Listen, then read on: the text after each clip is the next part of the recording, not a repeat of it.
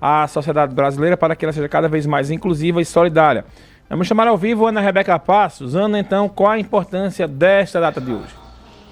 Oi, Mário. Pois é, e com foco principalmente nesta data, né, a gente vai abordar a questão de cidades planejadas com o pensamento em proporcionar, né, a acessibilidade às pessoas, principalmente a pessoa com deficiência, por exemplo, e o nosso foco, as calçadas, que ainda é motivo, né? Você está no centro da cidade, passa em um bairro, uma calçada que tem um nível diferente da outra, você acaba tropeçando. Então, a gente convidou para conversar aqui com a gente Rodrigo Lucas, que é arquiteto e também urbanista. Nesse dia da acessibilidade, a gente vai saber, as cidades são preparadas, pensadas para proporcionar acessibilidade às pessoas? Rodrigo, bom dia, bem-vindo à Rádio Cidade. Bom dia a todos. Veja, a nossa realidade de Caruaru, talvez interior, realmente a gente não tem um sistema, a calçada é sempre o sistema viário do pedestre, de quem caminha, e devia ser também da criança, do idoso, do deficiente. Realmente não há um cuidado com as calçadas. A gente sabe que quem anda na cidade percebe que tem batente, desnível e verdadeiros obstáculos na real. Então a gente tem uma população inteira de cadeirantes, idosos que a gente não vê na rua porque não consegue andar.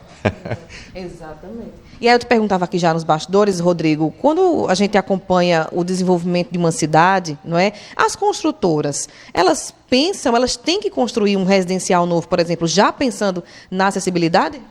A entrega é feita, um empreendimento, um loteamento, por exemplo, ele é entregue com calçamento, eletricidade, saneamento, etc.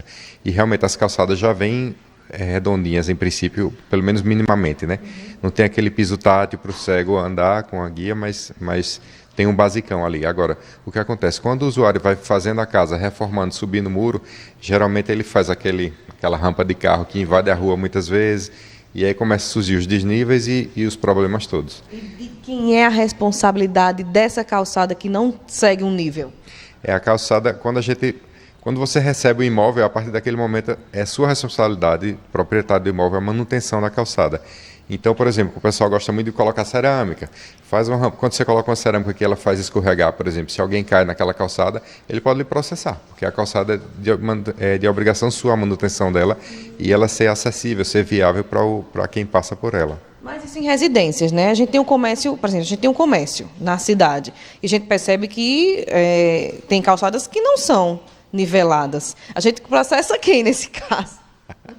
Não, teoricamente, cada proprietário é dono do seu trecho de calçada. Agora, em áreas centrais é comum que a prefeitura faça essa grande trabalho de acessibilidade como um todo, né? De fazer calçadas novas. A 15 de novembro foi recém-construída, recém-refeita, né? Então houve ali um certo cuidado com acessibilidade e etc.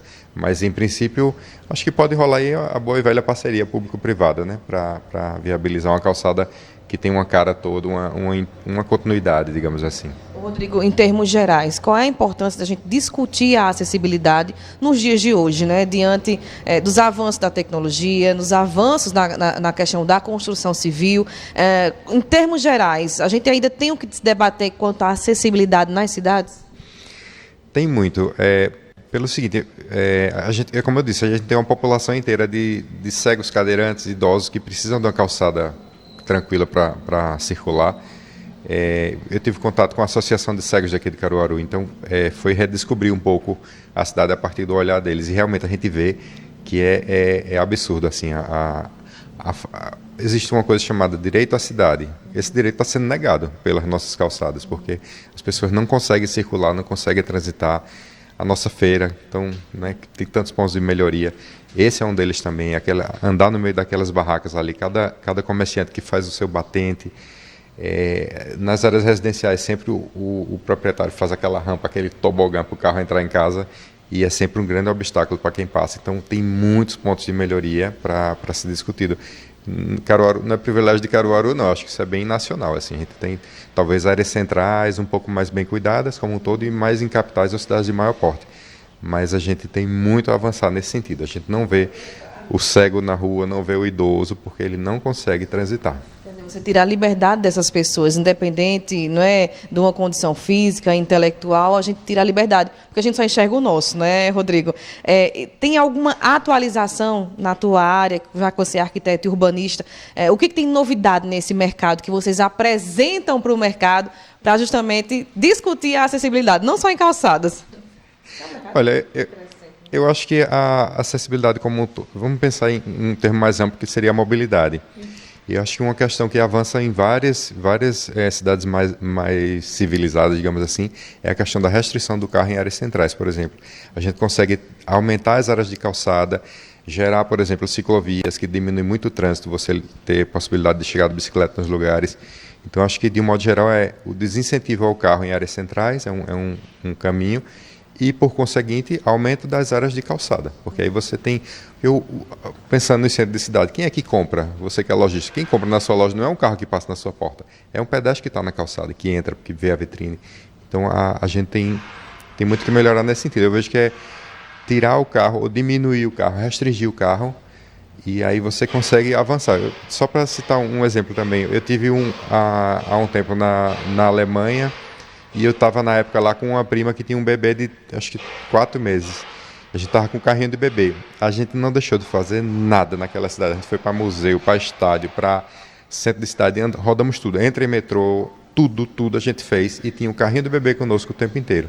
Imagina um cadeirante ou um carro de bebê numa cidade, né, como Caruaru. Ele não tem como circular. Então, eu acho que é pensar isso, que o público tem que ser sempre prioridade. Então, o transporte público, é ciclovia, é diminuir carro, é aumentar a calçada, é sempre essa direção, nas áreas de cidades mais civilizadas, digamos assim. Muito bem. Rodrigo Lucas, ele que é arquiteto e urbanista, batendo um papo com a gente nesse dia da acessibilidade. Mário Flávio, a gente focou mais aqui na questão de calçadas, né, que é o que preocupa bastante, quando impede, né, uma pessoa que tem aí uma limitação física, intelectual, enfim, de sair, de realizar suas atividades normalmente, porque não tem simplesmente a acessibilidade na cidade em que vive. Mário Flávio. Tá certo. Obrigado, Ana Rebeca Passos.